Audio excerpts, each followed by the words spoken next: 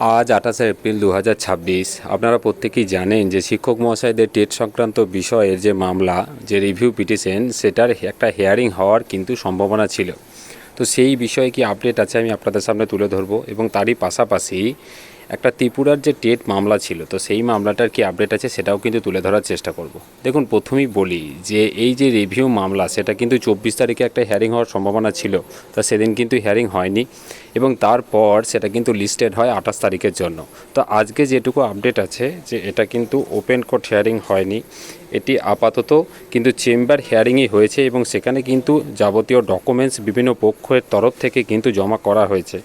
এবং তারপর যে বিষয়টা হয়েছে যে এই যে ডকুমেন্টসগুলো সম্মানীয় বিচারকদ্বয় ওনারা কিন্তু চেম্বারে বসেই ভেরিফাই করবেন, এবং তারপর যে আপডেট মানে যে অর্ডার, সেই অর্ডার কিন্তু পাস হবে। এবং সেক্ষেত্রে যদি দেখা যায় যে ওপেন কোর্ট হিয়ারিং প্রয়োজন আছে বলে ওনারা মনে করছেন, তাহলে কিন্তু সেটা ওপেন কোর্ট হিয়ারিং হবে।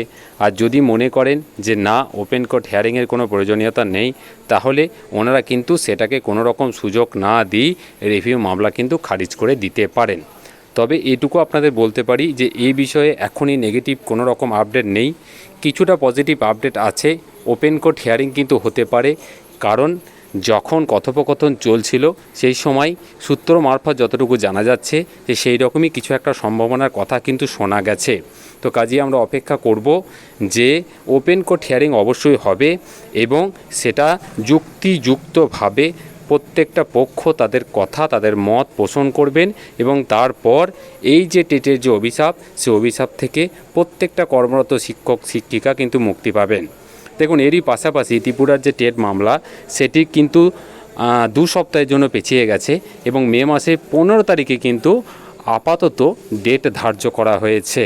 তো এই ছিল মোটামুটি শিক্ষক মহাশয়দের টেট সংক্রান্ত বিষয়ের যে আপডেট, সেই আপডেটটা আমি খুব সংক্ষিপ্তভাবে আপনাদের সামনে তুলে ধরার চেষ্টা করলাম। যে ওপেন কোর্ট হিয়ারিং বা যে চেম্বার হিয়ারিংয়ের যে বিষয়টা, সেটাও পরিষ্কার করার চেষ্টা করলাম।